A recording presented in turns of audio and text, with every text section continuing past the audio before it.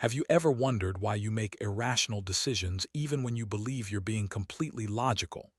Today, we're exploring the groundbreaking work that revolutionized our understanding of the human mind and earned its author a Nobel Prize. You can get your own copy of Thinking, Fast and Slow by Daniel Kahneman through the link in the video description below.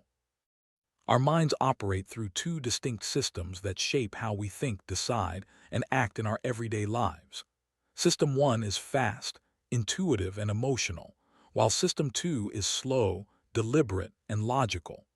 This fundamental insight forms the backbone of Daniel Kahneman's masterpiece, which draws on decades of pioneering research in cognitive psychology and behavioral economics. By understanding these two systems, we can recognize our cognitive biases and make better decisions in both our personal and professional lives. Daniel Kahneman, a psychologist who won the Nobel Prize in Economics in 2002, spent his career investigating the quirks and flaws in human judgment. His collaboration with Amos Tversky produced revolutionary insights into how we make decisions under uncertainty. Thinking, Fast and Slow represents the culmination of this lifelong work, offering a comprehensive tour of the mind and explaining both the remarkable capabilities and the inherent limitations of human thought. System 1, our fast thinking mode, operates automatically and quickly, with little or no effort and no sense of voluntary control. It's responsible for our instinctive reactions, gut feelings, and intuitive judgments. When you duck at a sudden movement, recognize anger in someone's face, or solve a simple arithmetic problem like 2 plus 2, you're using System 1. This system has evolved to help us navigate the world efficiently, making thousands of judgments each day without taxing our limited mental resources. System 2, our slow thinking mode, allocates attention to the effortful mental activities that demand concentration. It's responsible for complex reasoning, critical analysis, statistical thinking, and self-control. When you multiply 17 by 24 in your head, fill out a tax form, or navigate an unfamiliar neighborhood, you're engaging System 2.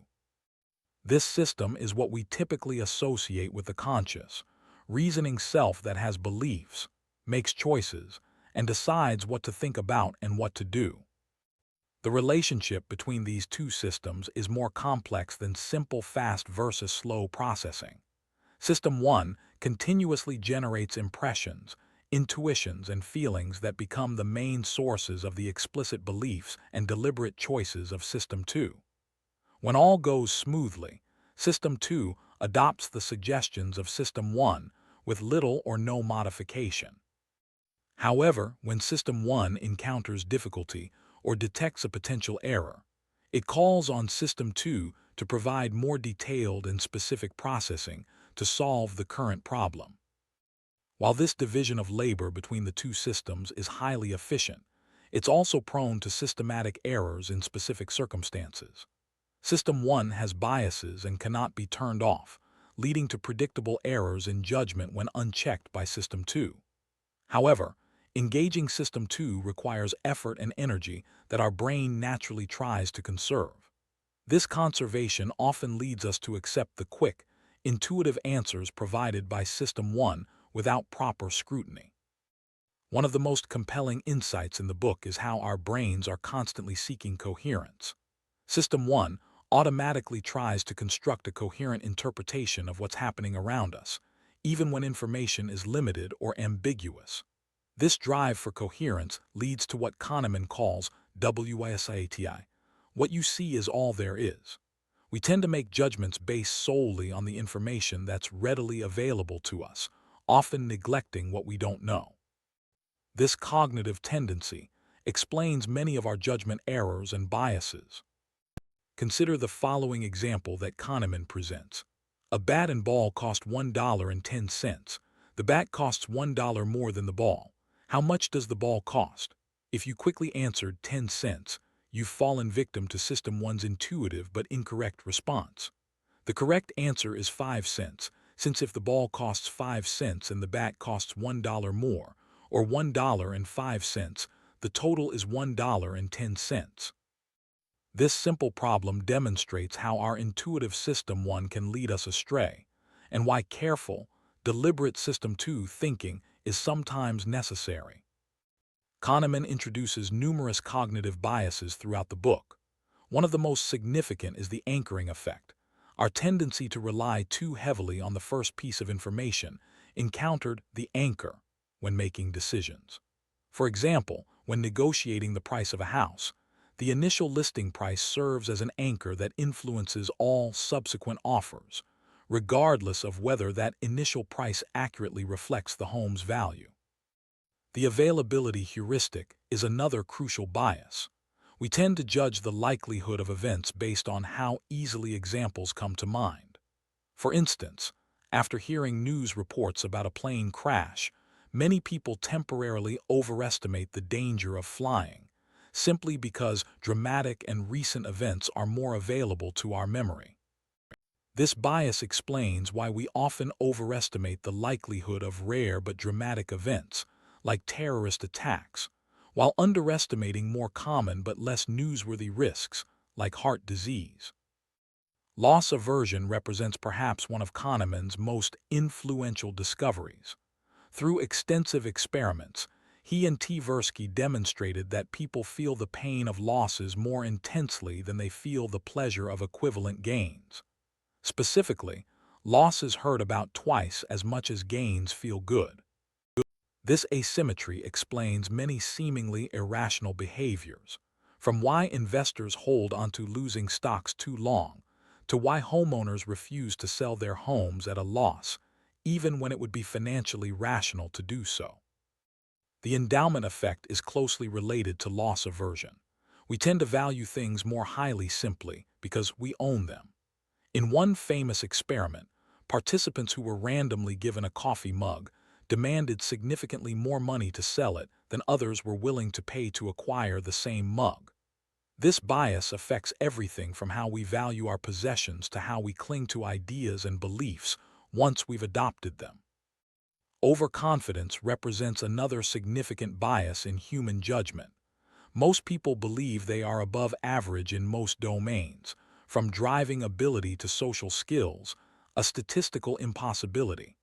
This overconfidence extends to our predictions about the future. We tend to underestimate the time and resources needed to complete projects, the planning fallacy, and overestimate our ability to predict uncertain outcomes. Kahneman notes that even experts fall prey to overconfidence, frequently making predictions that turn out to be little better than random guesses in complex, unpredictable domains. The narrative fallacy describes our tendency to create coherent stories that explain past events, giving us an illusion of understanding. We construct these narratives after outcomes are known, creating a false sense that events were predictable all along. This hindsight bias leads us to believe we could have anticipated events like economic crashes or political upheavals, when in reality, these complex events emerge from countless interacting factors that defy simple explanation or prediction. Framing effects demonstrate how the way information is presented dramatically influences our decisions. For example, when a medical treatment is described as having a 90% survival rate, it receives more favorable responses than when the same treatment is described as having a 10% mortality rate, even though these statements are logically identical. This insight has enormous implications for everything from marketing and advertising to public health communication and policy design. The conjunction fallacy reveals a fundamental error in probabilistic reasoning. When presented with a vivid description of a person like Linda is 31, single, outspoken, and very bright. She majored in philosophy and was concerned with issues of discrimination and social justice. Most people judge it more likely that she is a bank teller and active in the feminist movement than that she is simply a bank teller. This violates basic probability theory, which tells us that a conjunction of two events cannot be more probable than either of its components. The representativeness heuristic explains why we make this and similar errors. We judge probabilities by how well something matches our mental prototype or stereotype, often ignoring relevant statistical information. For instance, if told that Steve is meek and tidy with a passion for detail, many people will judge him more likely to be a librarian than a farmer, even though there are far more farmers than librarians, making it statistically more likely that Steve is a farmer regardless of his personality. Regression to the mean is a statistical phenomenon that occurs when an extreme outcome is likely to be followed by a less extreme one, simply due to random variation. However, we tend to create causal explanations for this natural statistical tendency. For example, exceptional performance is often followed by more average performance, not because of complacency or increased pressure, but simply because extreme performances, whether good or bad, are usually partly due to luck, which doesn't persist. Failing to recognize regression to the mean leads to false beliefs about punishment and reward. We think criticism helped after poor performance and praise hurt after good performance, when often the change would have happened anyway. The sunk cost fallacy describes our tendency to continue an endeavor once we've invested time, effort, or money in it, even when continuing is not in our best interest. This explains why people finish bad books, stay in unsatisfying relationships, or continue pouring money into failing business ventures. Rationally, past costs that cannot be recovered should not influence current decisions, but our emotional system finds it difficult to write off these investments. Substitution represents a fundamental mechanism behind many biases. When faced with a difficult question, our minds often substitute an easier one without our awareness. For example, when asked, "How happy are you with your life?" many people actually answer the easier question, "What is my mood right now?" This unconscious substitution leads to systematic errors in judgment, especially when dealing with complex or abstract issues. The peak-end rule shows that our memory of experiences is dominated by the most intense moment, the peak, and the ending, rather than an average of the entire experience.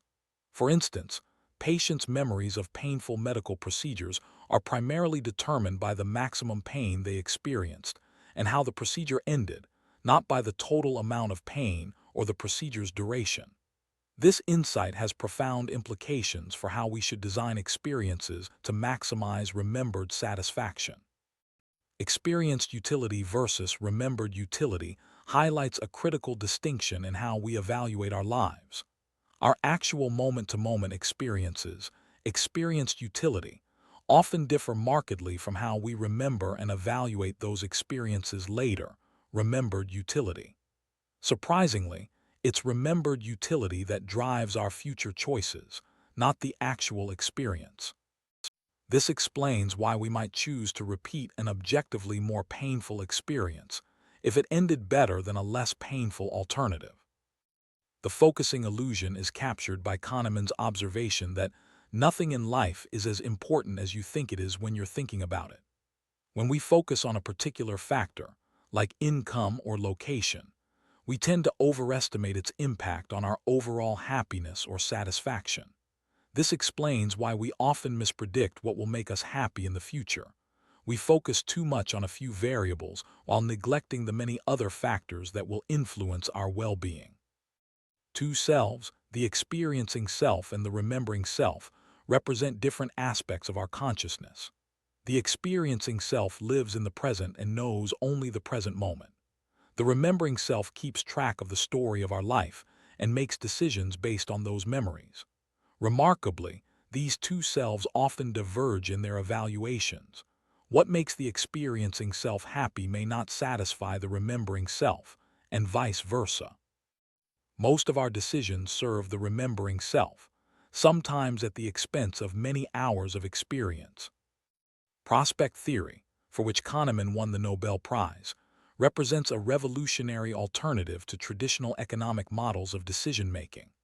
Unlike expected utility theory, which assumes people make rational decisions by weighing potential outcomes by their probabilities, Prospect theory recognizes that people evaluate outcomes as gains or losses relative to a reference point, are more sensitive to losses than gains, and overweight low probabilities while underweighting high probabilities. This theory explains numerous irrational behaviors that traditional economics couldn't account for, from insurance purchases to gambling decisions. The law of small numbers describes our tendency to view small samples as more representative of the population than statistical theory would predict. For example, if told that 60% of births in a hospital were boys yesterday, many people assume something unusual is happening, when in fact such deviations are common in small samples due to chance alone. This bias leads to excessive confidence in conclusions drawn from limited data and contributes to the widespread misinterpretation of scientific and statistical findings. Priming effects reveal how our thoughts and behaviors can be unconsciously influenced by subtly exposed stimuli. In one study, participants who were subtly exposed to words related to aging, like Florida and bingo, subsequently walked more slowly when leaving the experiment, without any awareness of this influence. These effects demonstrate how much of our mental life occurs outside of conscious awareness and control, with System 1 constantly being influenced by our environment in ways we don't recognize. The halo effect describes our tendency to like, or dislike, everything about a person based on one prominent characteristic. If we consider someone attractive, we're more likely to also view them as intelligent, kind, and competent, even without evidence for these additional qualities. This cognitive bias leads to oversimplified and often inaccurate impressions of others, affecting everything from hiring decisions to personal relationships. Substituting emotion for calculation often occurs when we face difficult decisions. Rather than working through complex calculations about probabilities and values, we often rely on our emotional reactions as a shortcut. For example, when considering different medical treatments, many people go with the option that feels right, rather than carefully weighing all the available evidence. While these emotional responses sometimes lead to good decisions, they can also systematically mislead us, especially in unfamiliar situations. The affect heuristic explains how general feelings of like or dislike influence our judgments of risks and benefits. Activities we enjoy, like swimming, tend to be judged as less risky and more beneficial than activities we dislike, like nuclear power, regardless of the actual statistics. This emotional shortcut leads to inconsistent and often irrational risk assessments, with significant implications for public policy and personal decision-making. Intensity matching occurs when we inappropriately apply the scale of one attribute to evaluate another. For instance, when asked how much we would donate to save a certain number of birds from an oil spill, our answer is often based on the emotional intensity of the image of an oil-soaked bird, rather than a careful calculation of the actual impact of our donation. This leads to scope insensitivity. Our willingness to pay doesn't scale appropriately with the magnitude of the problem. Base rates are often neglected in our judgments, despite their statistical importance. For example, when told that someone is quiet, organized, and interested in details, we might conclude they're likely to be a librarian, even though there are far more farmers than librarians in the population, making it statistically more likely this person is a farmer regardless of the description. This base rate neglect leads to systematic errors in predictions and assessments, especially when stereotypical information is vivid and available. Bayesian reasoning, the proper way to update beliefs based on new evidence, is notoriously difficult for human intuition. Kahneman discusses problems like determining the probability that a person has a disease given a positive test result with known accuracy rates. Most people, including many medical professionals, dramatically overestimate such probabilities by failing to incorporate the base rate, prevalence of the disease into their calculations, potentially leading to unnecessary anxiety and treatment.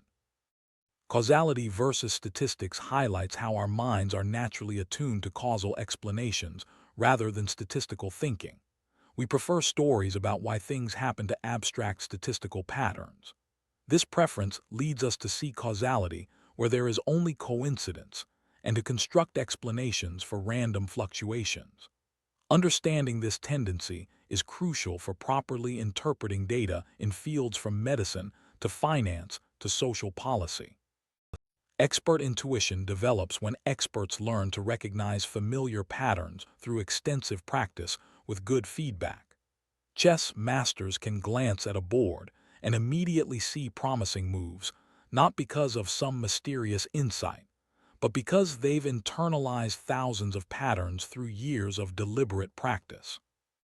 However, Kahneman warns that expert intuition is only reliable in environments that are sufficiently regular to be predictable, and where professionals have had adequate opportunity to learn these regularities through practice and feedback. The illusion of validity describes our tendency to believe in predictions even when we know they have limited accuracy. Financial advisors make confident predictions about market movements despite overwhelming evidence that such predictions are little better than chance. This illusion persists because we prefer the comfort of apparent certainty to acknowledging the role of chance and uncertainty in our lives. Kahneman admits that even he struggled to overcome this illusion in his own professional judgments. Optimistic bias leads most of us to view our own future more positively than is justified by facts. We systematically underestimate the obstacles and setbacks we'll face, while overestimating our abilities and control. While this bias can contribute to psychological well-being and persistence in the face of challenges, it also leads to poor planning and unnecessary risk-taking. Entrepreneurs, in particular, tend to launch businesses with unrealistic expectations about their chances of success. The premortem technique offers a practical method to counter optimistic bias in planning. Before launching a project, team members imagine that it has failed spectacularly and write a brief history of that failure. This exercise legitimizes doubts and encourages team members to identify potential problems that optimism might otherwise obscure. By anticipating possible failure modes before they occur, teams can develop more realistic plans and contingency strategies. Planning fallacy, our tendency to underestimate the time, costs, and risks of future actions while overestimating their benefits, affects both individuals and organizations.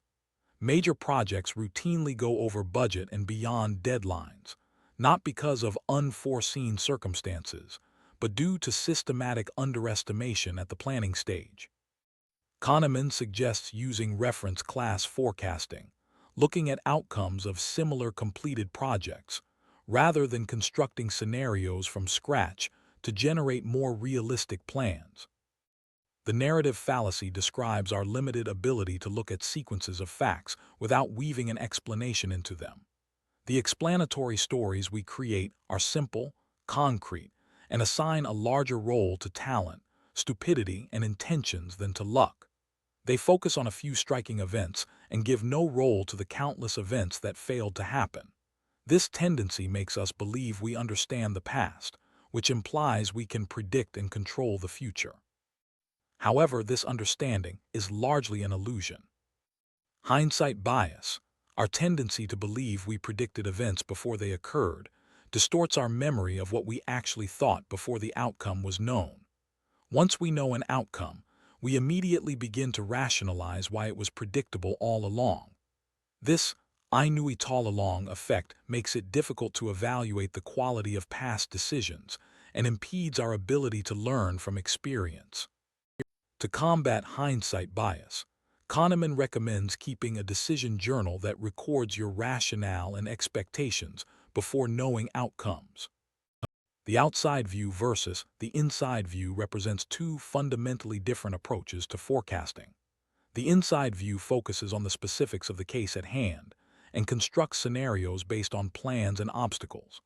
The outside view ignores these specifics and looks instead at how similar cases have played out. While the inside view feels more natural and relevant, The outside view typically produces more accurate forecasts, especially for novel and complex projects.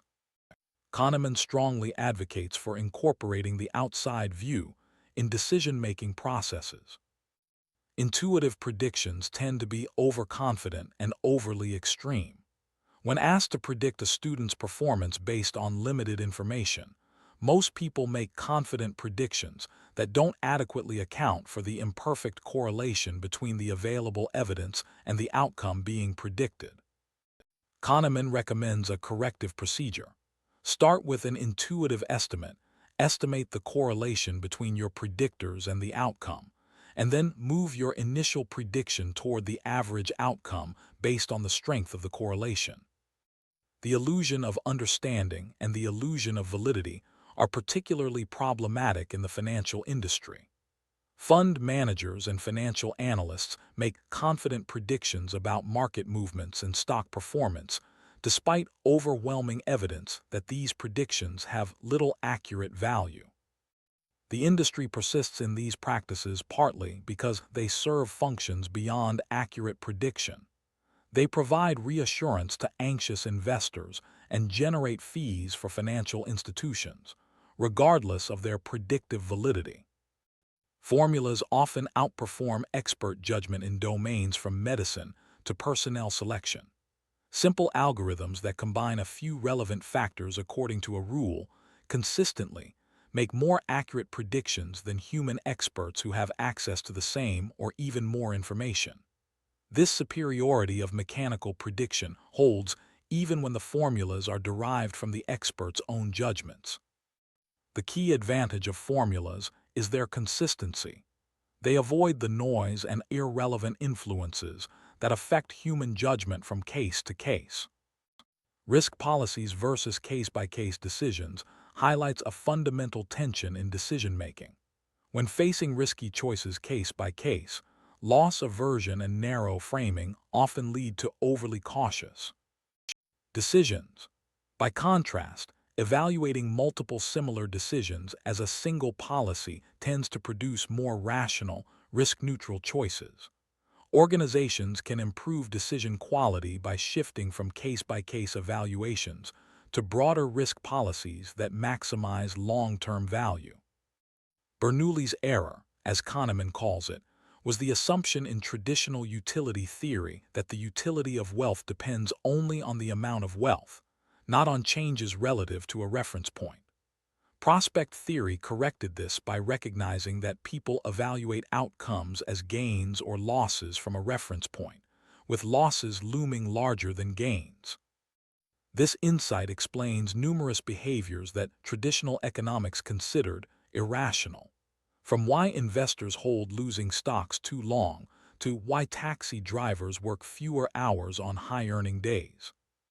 Mental accounting describes how we mentally organize and evaluate economic outcomes. We tend to treat money differently depending on its source or intended use, violating the economic principle that money is fungible. For example, people are more likely to spend a small windfall frivolously while carefully budgeting their regular income, or they continue investing in a losing project using a separate mental account for each investment rather than considering their total financial position. Experienced utility versus decision utility highlights the distinction between how we actually experience outcomes and how we weigh them when making decisions.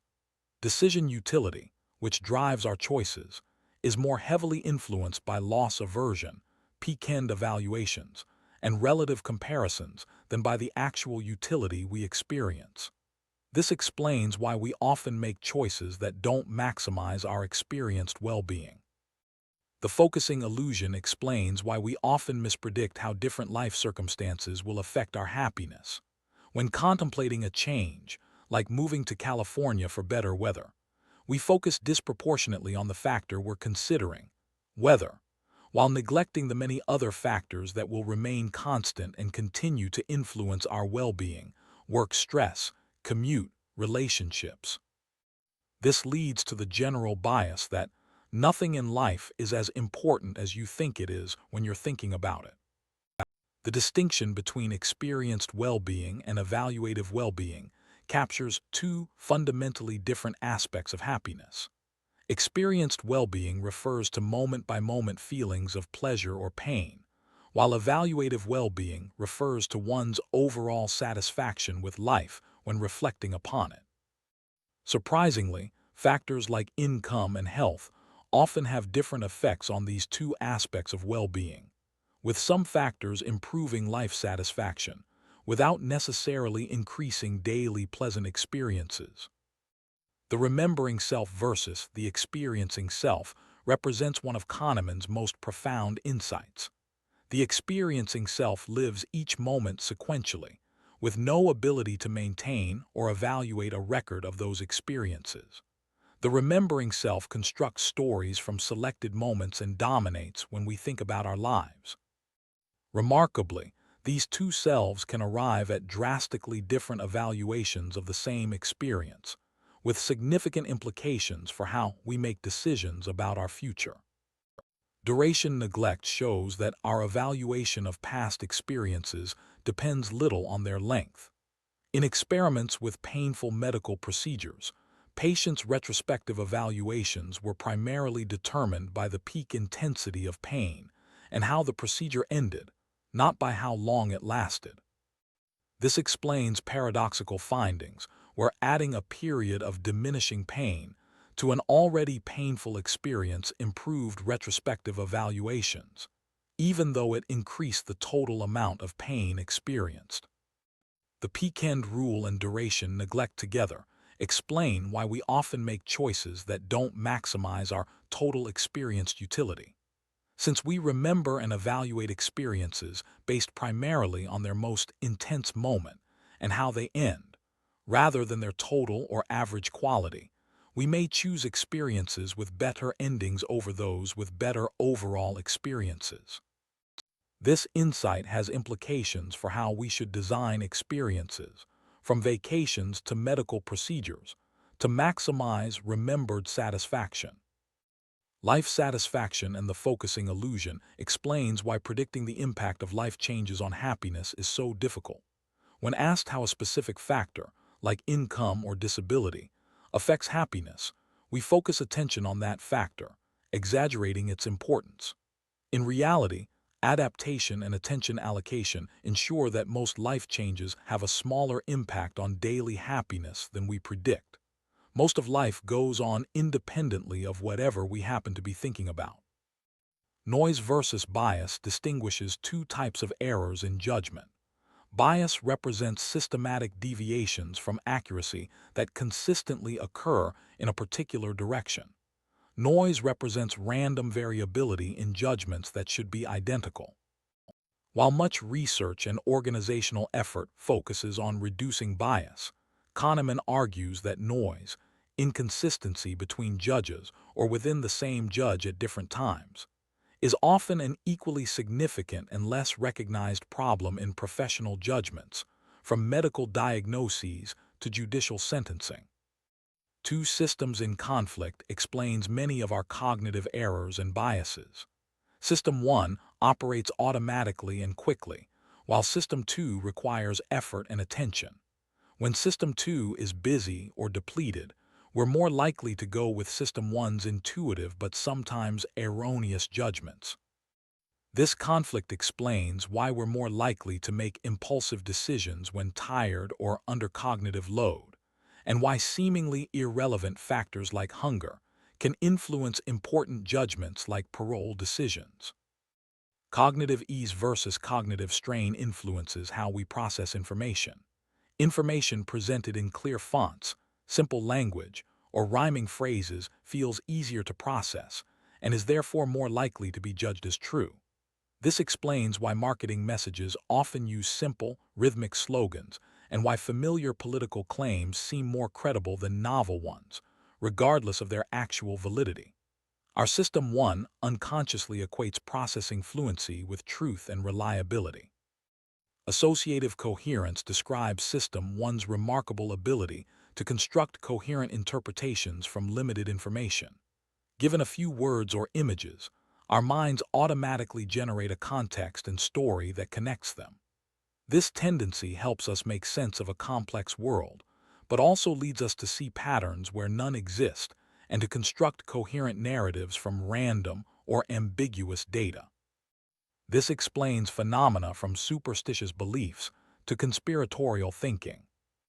Substitution of questions occurs when we face a difficult question and unconsciously answer an easier one instead. When asked, "How happy are you with your life?" we tend to answer the simpler question, "What is my mood right now?" Similarly, when asked to evaluate a political candidate's policies, we often substitute the easier question, "Do I like this person?" This mental sleight of hand happens without our awareness and leads to judgments that don't actually address the original question. The law of least effort states that if multiple ways of achieving the same goal exist, we will gravitate toward the least demanding course of action. This applies not just to physical effort but to cognitive effort as well. Our brains conserve mental energy by relying on heuristics and intuitive judgments when possible, rather than engaging in more demanding analytical thinking. While often efficient, this tendency can lead to systematic errors when intuition is inadequate for the task at hand.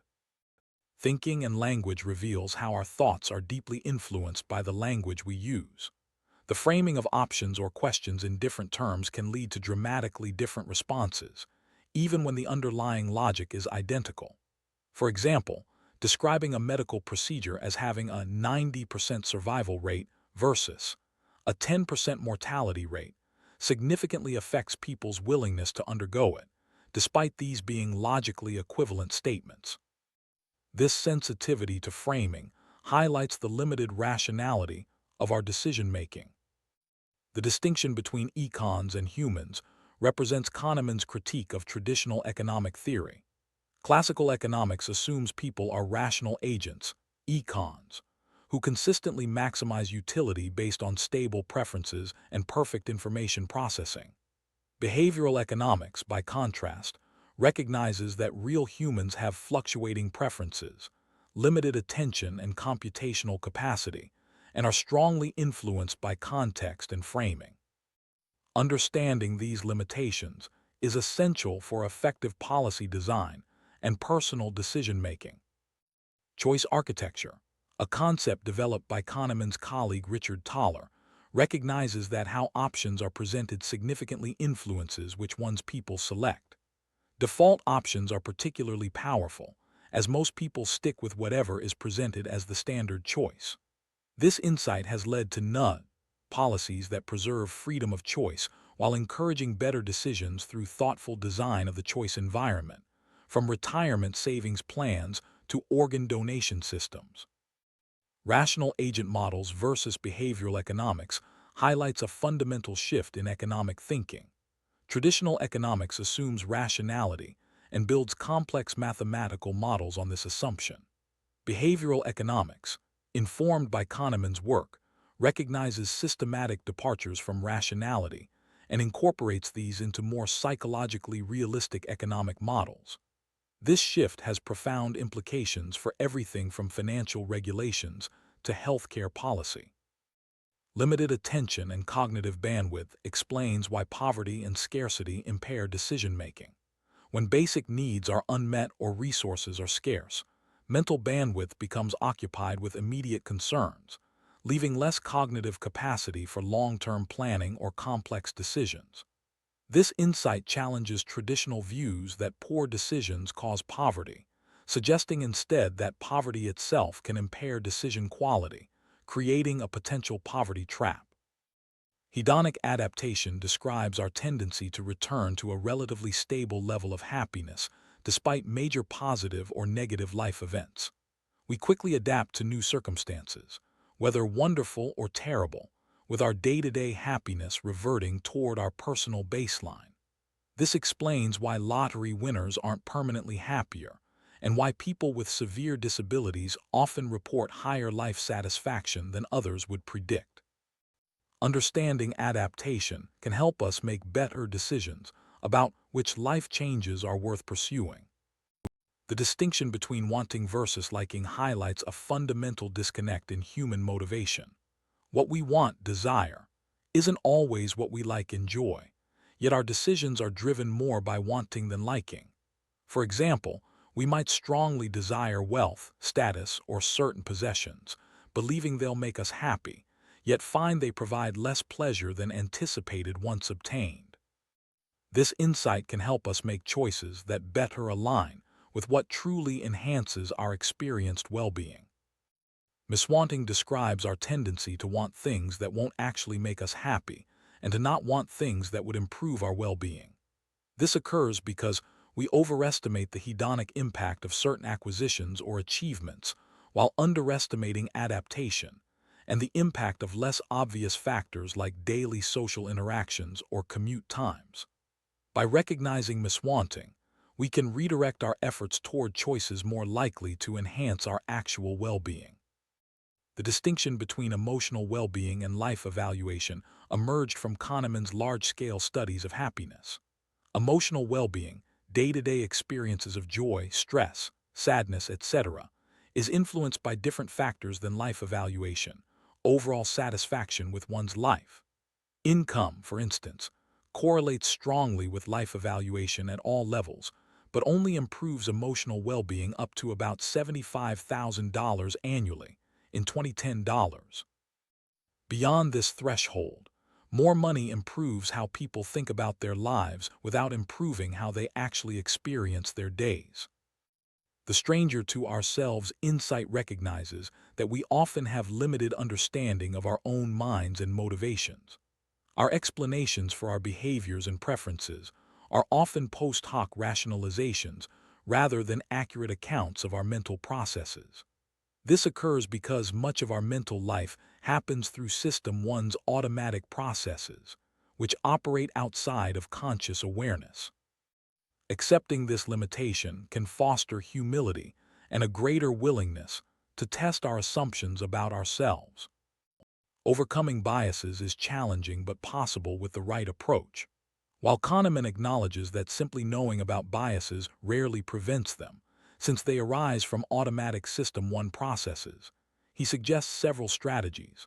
Slow down decision-making when stakes are high. Use checklists and formal methods to supplement intuition. Seek outside perspectives. Create organizational procedures that counteract known biases, and practice recognizing situations where errors are likely. The goal isn't to eliminate intuition, but to understand when it can be trusted and when it needs verification.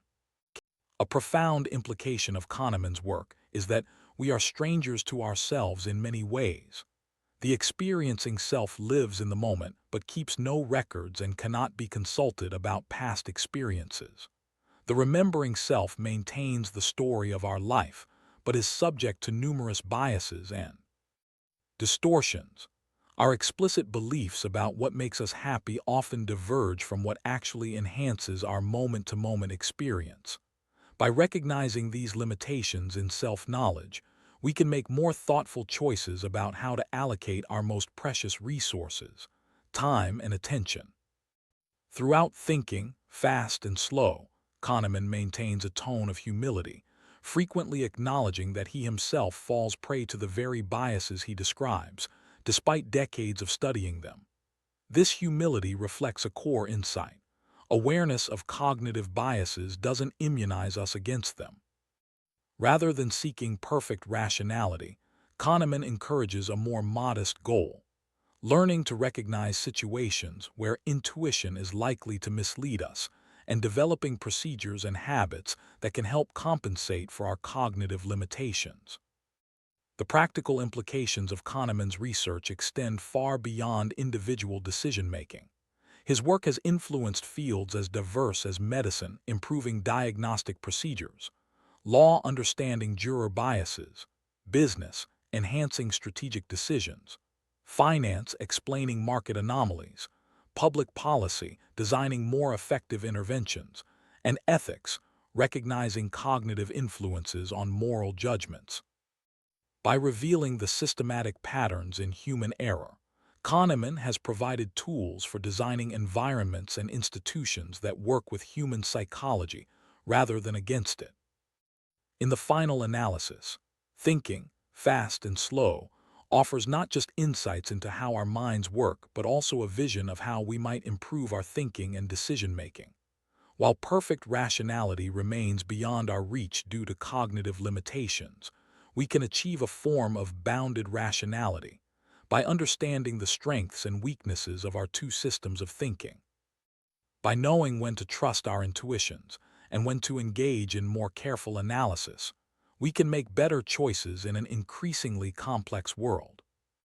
Thank you for joining me on this exploration of Thinking, Fast and Slow by Daniel Kahneman. If you found this summary valuable, please like this video and subscribe to our channel for more in-depth book analyses. Don't forget to share your thoughts in the comments below. Which cognitive bias surprised you the most? Have you noticed any of these thinking patterns in your own decision-making? Remember, you can get your own copy of this groundbreaking book through the link in the video description. By understanding how our minds work, we can all make slightly better decisions every day, which compounds into a significantly better life over time.